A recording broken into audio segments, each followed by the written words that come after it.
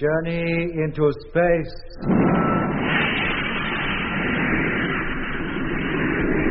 The BBC presents Jet Morgan in The World in Peril.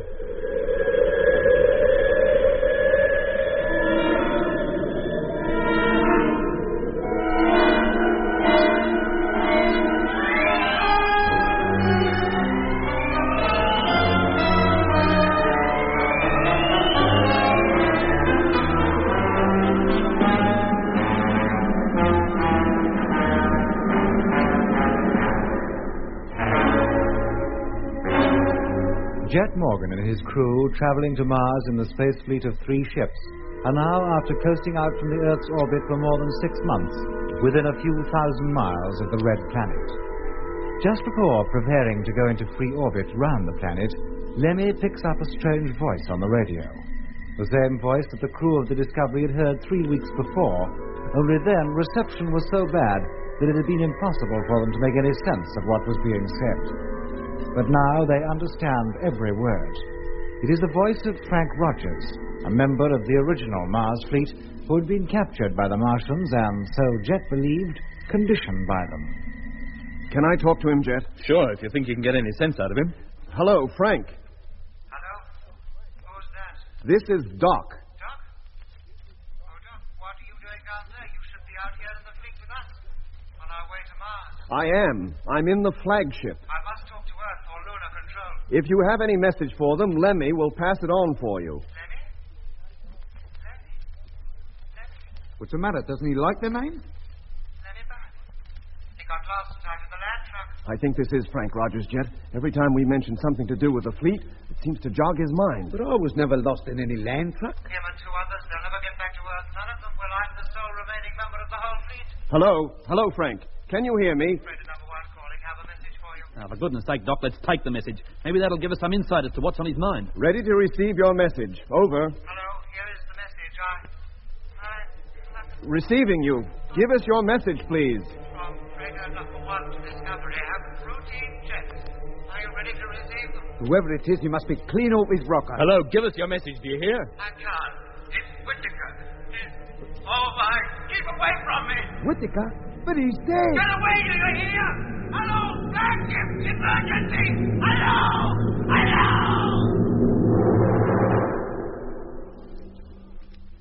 Hello. Hello. What's all this talk about Whittaker? It sounded as though he was there with him. Hello, Frank, can you hear me? Hello. He doesn't answer, Jet. Where is he? Where'd he call in from? From down there on the planet, of course. Where else? Oh, I know that, Lemmy, but from whereabouts on the planet? Now you're asking. Hello, Captain Morgan calling Frank Rogers. Come in, please. Look, Jet, we can't spend too long on this. The time for getting into free orbit is getting very close. Lemmy, take over, will you? Yes, mate. Keep trying to contact him. If you do, give me a yell. Meanwhile, the rest of us will get the ship ready. Hello. Flagship calling Frank Rogers. Have not heard from you for some minutes. Come in, please. Lemmy called Rogers for an hour, but we heard nothing more from him. At the end of that time, Lemmy had to leave the radio panel and return to his bunk, in readiness for the increase in speed that would carry the Discovery and the 2 freighters into free orbit 1,000 miles or more above the planet's surface. The maneuver went off without hitch. When it had been completed, the main transmitter was retuned and Earth Control informed of the fact. We encircled the planet approximately every 5 hours. At the same time, of course, the planet itself was turning on its axis, so each time we completed a full circle, it was to find a new part of Mars below us. In this way, during a period of 18 to 20 hours, we were able to observe every part of the planet's surface. You may remember that when we had so hurriedly left Mars more than a year ago, we'd left 3 of our freighters behind. This was unavoidable, for with the loss of so many of our personnel, we had no crews to man them. The freighters were left encircling the planet in free orbit, as we were doing now. Provided they had not been disturbed, they should have remained in free orbit for many years, and naturally we expected to see them. But we were disappointed. What could have happened to them? Maybe they crashed down on the surface. But they couldn't, unless somebody came up here and took them down. Well, it's time we began to survey the surface anyway. Doc, get on the teleview, will you? Yes, Jet. Use the telescopic lens. Sure. If you see anything of particular interest, photograph it. Right. Mitch and I will take turns with the telescope. And what do I do? Get back to the radio, Lemmy. Have another try at raising Frank Rogers. Yes, mate. We had been encircling the planet for 3 days, and our main interest now was centered on the oases, the places where the canals cross, and, in particular, the great oasis known as the Lacus Solus, where we knew a Martian city was located. Can you see it, Jet? Yes, Mitch, I can. But it blends so well with the surrounding features, I'm sure we'd never have noticed it had we not known it was there. Any sign of any activity? Not that I can see, but we can hardly expect to at this distance. Well, that establishes 2 cities up to now, the one in Ophir and the Lacus Solus. But there must be many more. I'm sure there are, Doc. If we knew exactly where to look for them, we could probably see them. But to scrutinize the whole planet would take days, weeks, in fact, and we haven't the time for that. And how about those asteroids? We should see them. They're bound to be parked near together wherever they are and should be easy to pick out. But they can't come from the planet, Mitch. They're much too big. They'd never get off the ground, not in 1,000 years. Where do they come from, then? And how do they get those spheres into them? What are the insides of those asteroids like? I don't know, Doc. But where they come from puzzles me even more. Well, how about one of you taking over here? I've stared through this eyepiece for so long, my eye is weeping. I'll take it, Jet. Very well, Mitch. I don't think there's much more to be seen in Lacus Solis, so cover as much as you can of the area up to the South Pole. We should be directly over it in about half an hour. Sure. Hey, Jet. What is it, Mitch? Polar base, it's still there. I can see what can only be the land trucks, both caravans. What? Here, let me take a look. Sure, go ahead. Well? Yes, you're right. But how did the second caravan get there? There should only be one. Aye? Well, don't you remember? I left my caravan in the Argia Desert. You, Doc, and Lemmy picked me up in that sphere, and we completed the journey to Polar Base in that. Yeah, I do remember now, though I can hardly say I was aware of it at the time. And how did that other caravan get up there? Somebody must have taken it. Of course, but who and why? Beats me, Jet, but there they are. You can see them for yourself. They're very minute, but there's no mistaking them, is there? No, there isn't. Hello, land fleet. Polar base calling land fleet. Hey, Jet, I've got him. Is that it again? Coming, Lemmy. Stay on the telescope, Mitch, will you? Yeah, sure. Sure it's the same voice, Lemmy? Of course it is. But now he says it's Polar Base, and he's calling the land fleet. Hello? Hello, flagship calling. Receiving you loud and clear, over. Switch on the recorder, Lemmy. It's on already. Hello, land fleet. Polar base calling. Have a message for you, over. Take a bearing on him. We're so close to him now, we ought to be able to find out his exact position. Yes, mate. Hello, Polar Base. What is your message? Have routine checks for you. Are you ready to receive them? Routine checks? What's he talking about? Go ahead, Polar Base. Freighter now landed safely. What are your orders? Well, will you repeat your message, please? Polar base to land fleet. Repeat. Freighter now landed safely. What are your orders? Do we unload the land trucks now, or do we wait for number 2 to get down? First is number 1, then is Polar Base. Now he's waiting for number 2. Hello, who do you say you are? Polar base, Frank Rogers calling. I'm ready to start unloading as soon as you give the word. Polar Base, did you say? Of course. Who else would it be? That's what I'd like to know. Have you got a bearing on him yet, Lemmy? Keep him talking just a little longer. Hello, Polar Base. Flagship calling. Flagship? But you can't be. The flagship is parked outside. Not 100 yards from here. Aye? Hello, I'm afraid we're not hearing you very clearly now. Would you repeat your call, please? Hello, land fleet. Polar base calling. Repeat. Polar base calling. Are you receiving me now? Over. Hello, Polar Base. Receiving you. We'll call you again in a few moments. Standing by. Doc? Mitch? Yeah. Come over here. See what you can make of this. Sure. Be right with you. Well, if he is Frank Rogers and he says he's at Polar Base, why shouldn't he be? That might be the answer to both sets of land trucks being down there on the ice cap. You mean he somehow got away from whoever conditioned him, found the caravan, and took it back to Polar Base? What else are we to think, Mitch? All the trucks carry radios. He could be using one of them to call us. Yes, but how could he possibly know we'd be anywhere near Mars? Well, from what he says in his so-called messages, I doubt very much if he knows where anybody is, even himself. Well, I'm pretty sure there must be somebody down in those land trucks. Either Frank Rogers or somebody pretending to be Frank Rogers. You think so? Well, why not? Then maybe you can explain why the bearing puts the transmitter which sent those calls slap in the middle of the Mare Australis.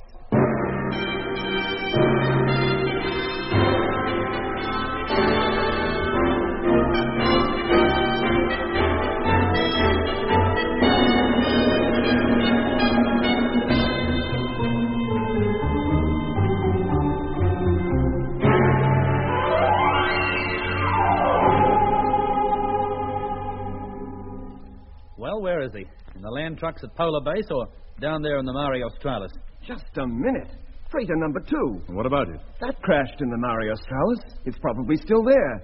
You remember Frank salvaged most of the supplies from it and took them back up to Polar Base. Well? Well, the last time he was in there, he got the radio to work, didn't he? Maybe it's still working.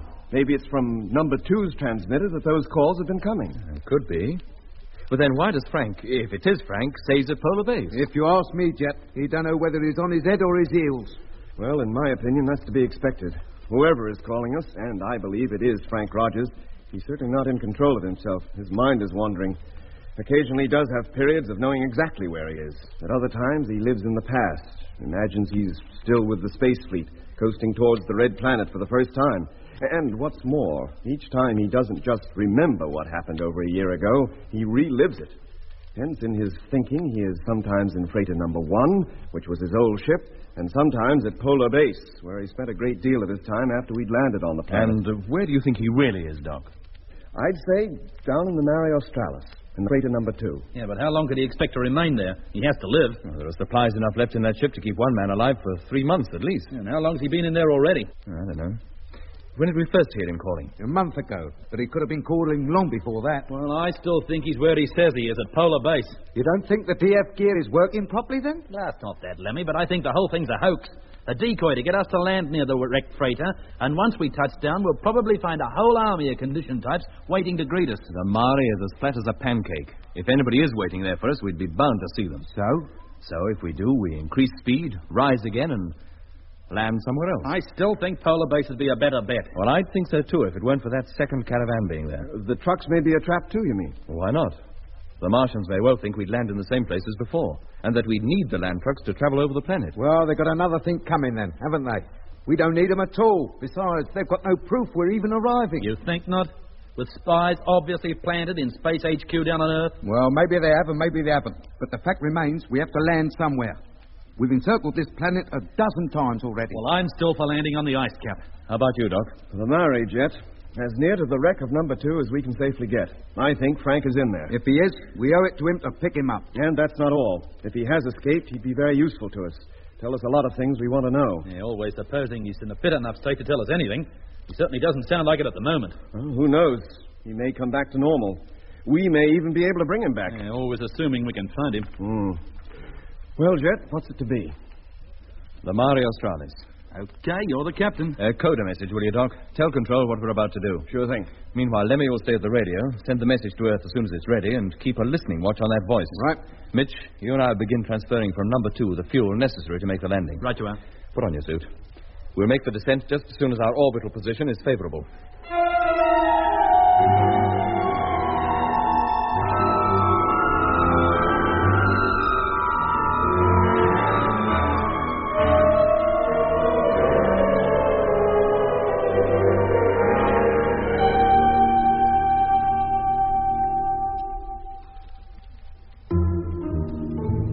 As soon as the message had been coded, I handed it to Lemmy for transmission, then went down in the hold to receive the fuel that Jet and Mitch were to pump into our tanks from the second freighter.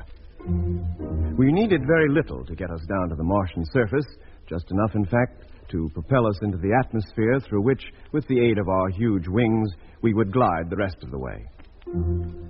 But to get off Mars again, we would, of course, need a considerable amount of fuel, so we had no choice but to take it with us. The transfer took about 2 hours. By the end of that time, Jet and Mitch were once again safely back in the Discovery. That's a weird feeling floating around out there with the sunlit side of the planet lying directly below. I felt at any moment I go falling down towards the surface. And that's just what we will be doing soon, Mitch. Gliding down at any rate. I think we'd better prepare for the descent. Motors will be fired in half an hour. Right.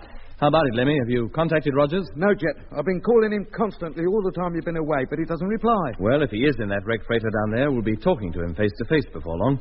Did Control acknowledge the signal? Yes, Jet, and they wished us luck. They might well. We need plenty of it. Well, you better get on your bunks. Yes, Jet. Good. Then I'll get up into the pilot's cabin and get ready to take the ship down.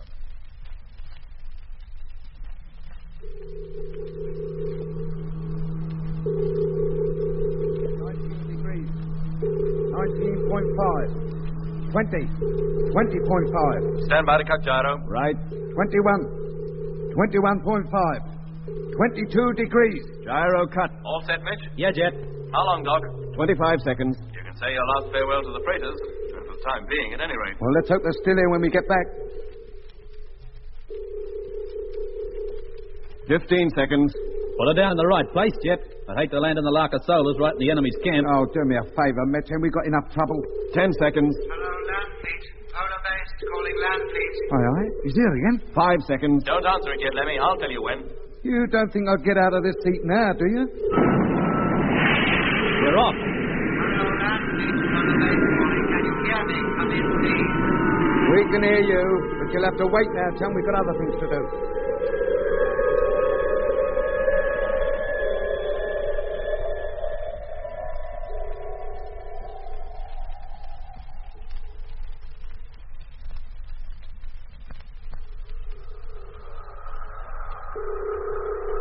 Where are we now, Doc? Over the southern ice cap, Lemmy. Can you see the traps down there? Sure, come over here and look for yourself. Height, Mitch? 17,000. They don't seem to have suffered any damage, do they? No, and they certainly haven't been in action lately, or you'd be bound to see the tracks they'd left. That ice down there doesn't have a mark on it. And the ice cap's a lot bigger since we were here last. Yep. Winter has clamped down over the southern hemisphere, Lemmy.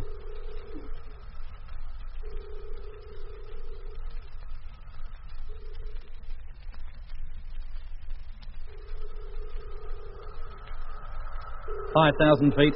Where are we now, Doc? Over the Mare Australis. Get back to your seat, Lemmy. We'll be landing soon. Hello, land fleet. Polar base calling. Can you hear me? Have not heard from you for some hours. Land fleet yet. He's much louder now than he's ever been. He must be in that freighter. And the closer we approach it, the louder his signals get. Answer him, Lemmy. Tell him we've heard him and we'll call him in a few minutes. Right. Height, Mitch? 4,000. Can you see the freighter yet, Jet? No, Doc, I can't. Well, you should. We're dead on course. Hello, Polar Base. Land fleet calling. Receiving you loud and clear. Over. There's no sign of it. Maybe the wreck has been cleared away. Hello, land fleet. Receiving you at full strength. 3,000. Well, we're getting mighty close to something, Jet. Signals from Rogers are belting in. Hello, Polar Base. Receiving you full strength and all. What are your orders? Orders are that you have to be a little patient. We'll be calling you again in a few minutes. Is that clear? 2,500. I said, is that clear? Now he's not replying again. Hello, Polar Base. Hello. Never mind it now, Lemmy. Get back to your seat and strap yourself in. We'll be landing any moment. Yes, Doc. 2,200. Hello, Mitch, Doc. Yeah, Jet? I can see it, the wreck, exactly as we left it, standing up at his nose. I don't think anyone's been anywhere nearer. 2,000. Are we going to land anywhere nearer, Jet? I think so. Putting the nose down now. 1,500. And the flaps. Stand by to release the parachute brake, Doc, if I give the word. Okay. We're nearly down to landing speed. I think we'll make it all right. 1,200. Let's hope the ground is firm enough to take the weight. Should be, Lemmy. It's probably frozen solid anyway. Turn off the televiewer, will you? Yeah, sure, Doc. Televiewer off. 1,000. No signs of any Martians yet, I hope. No, Lemmy. Nothing but the wreck and the purple plain as far as the eye can see. You'd never guess there was any kind of life on Mars from this view. 800. Put out a brake, Doc, will you? Number 1, shoot. Release. 700. Coming into touchdown. Hold on to your hats. 600. Here we go. 500. Taking it a bit steep, isn't he? 400. He'll straighten out in time, don't worry. 300. Let's hope so. We've come a long way and no insurance. 200. 100. Get ready. Straightening out. Touching down. Now. Ooh. Tails down. We made it. Yeah, wait till we stopped and I'll agree with you. Now applying brakes.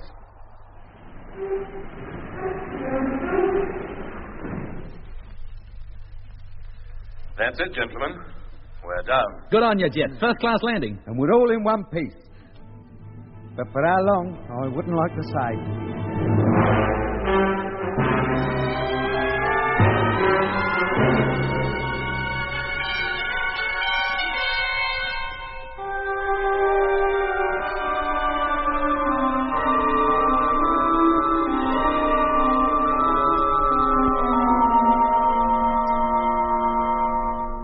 What can you see, Doc? Nothing. It's just as Jet said. There's only the purple plain stretching clear to the horizon. And the freighter? Oh, can see that too, of course. It's to the west, about half a mile away. Well, do you mind if I get up there and have a look? Okay, Lemmy. But you could have used the televiewer and seen just as much. Oh, no, Doc. But that isn't the same as seeing it in the flesh. Lemmy, Yes, sir? we've work to do. You can look at the scenery later. Oh, just my luck. All I wanted was a glimpse outside through the astro hatch. You'll get plenty of chance for that later. What's happening, Jet? We unloading the gear? Only part of it. Just the high-speed land truck. We're 3 hours before the sun goes down. Time to go over to that wreck and see if Frank Rogers is in it. Well, he must be. The last call we had from him definitely came from that freighter. It couldn't have come from anywhere else. The strength it was. Well, let's hope so. Who's going, Jet? Mitch and I. While we're gone, Doc, look out for spheres or anything that might suggest somebody heading this way to investigate us. Right. And you, Lemmy, will remain at the radio. try to re-establish contact with Rogers, and at the same time keep in contact with us over the personal radios. And what if Rogers isn't over there? He must be Mitch. Where else could he be? I hate to think, but I hope you're right, Doc, and that we're not walking straight into a trap. I'd bet my life there's not a Martian or conditioned Earthman within 100 miles of here. If there was, we'd have been sure to see some sign of them when we landed. Or their spheres, at least. How else could they get here? Well, if you're so confident, let's go. I'll put my suit on and open up the cargo hatch. Hello, Doc. Can you hear me? Hello. Hearing you loud and clear. Mitch and I are in the truck now and about to head for the wreck. Right. Okay, Mitch. Start her up. Well, she seems to be working all right. Well, let's go. We haven't all that much time if we're going to get back here before dark. Hello, Jet. Yes, Doc? We're in contact with Rogers again. The signals are so powerful, they're overloading the receiver. Can you get any sense out of him? Not really. Did you tell him we'd landed? No, but I did say somebody was on his way over to the ship. And what did he say to that? That he wasn't in a ship. Oh?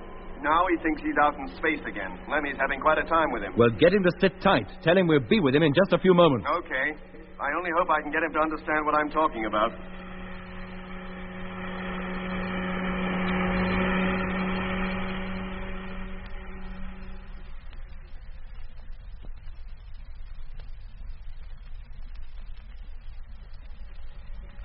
All right, Mitch. This is close enough. Put on your helmet and we'll go outside. Sure. Hello, Doc? Yeah, Jet. We're alongside the ship and leaving the truck now. Okay. Testing personal radio. Okay, Mitch. And me, Doc. Okay. Then open up the airlock, Mitch. Airlock. Contact.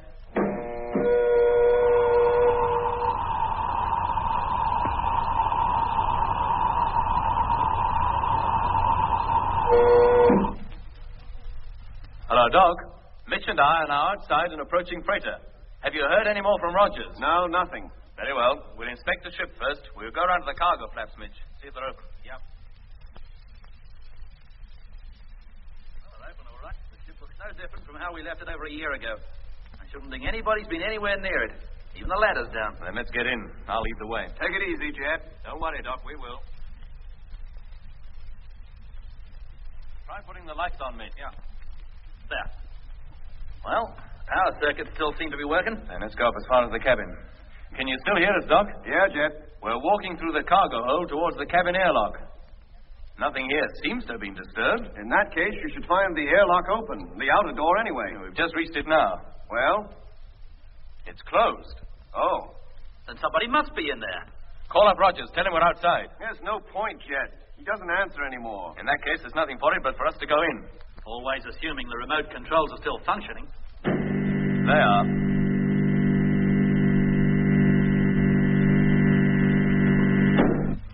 Come on, Mitch, and close the door behind you. We're in the airlock now, Doc. If Rogers is in the cabin, he should hear us operating it. Well, if he does, he gives no indication of the fact. Lemmy's calling him constantly, but gets no reply. Filling airlock.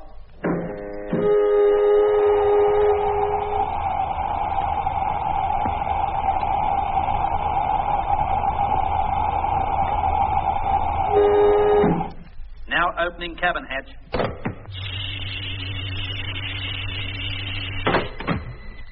That's strange.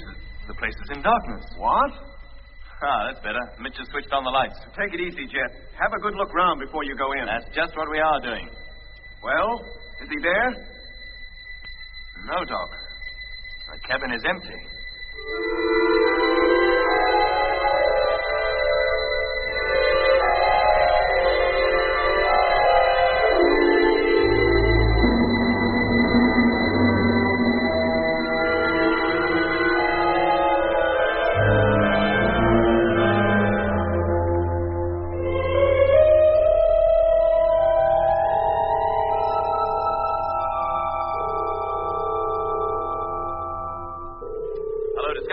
Discovery calling. Put Doc on, will you, Lemmy? Yeah, Jet, hang on a minute. Doc. Coming, Lemmy.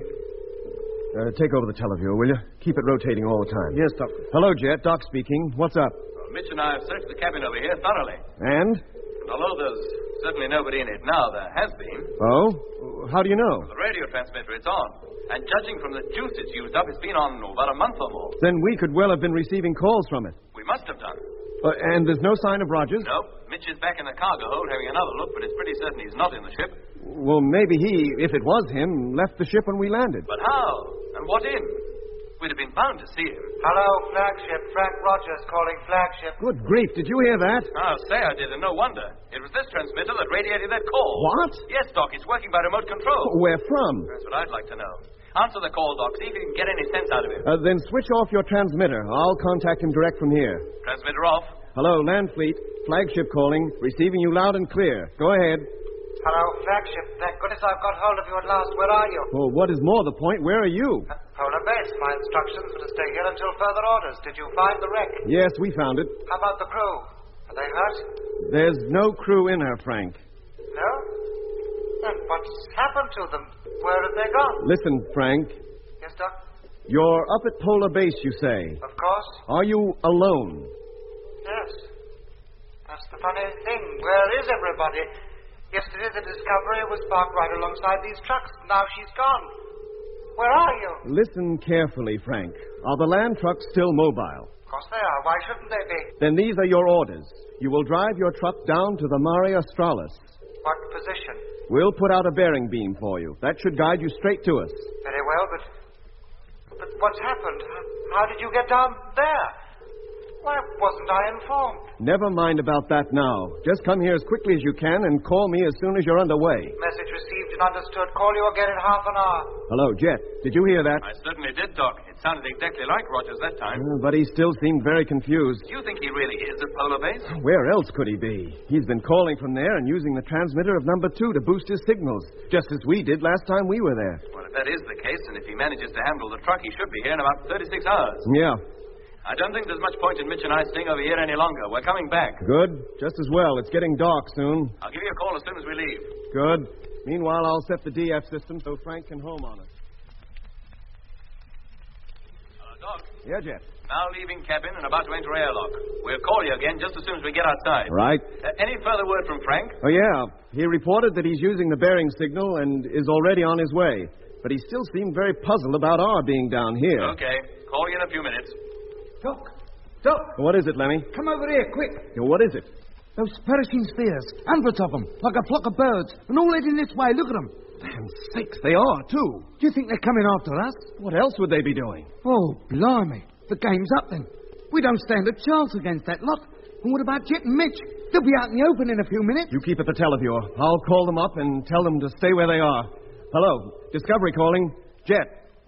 Hello. They're getting very close now, Doc. Almost directly overhead. Hello, Jet. Hello. What's the matter? Can't you get them? No, Lemmy. They don't answer.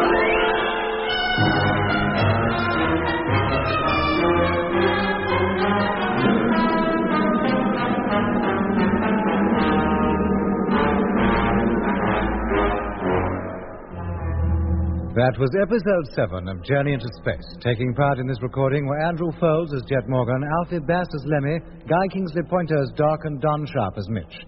Other parts were played by David Jacobs. The orchestra was conducted by Van Phillips, who also composed the music.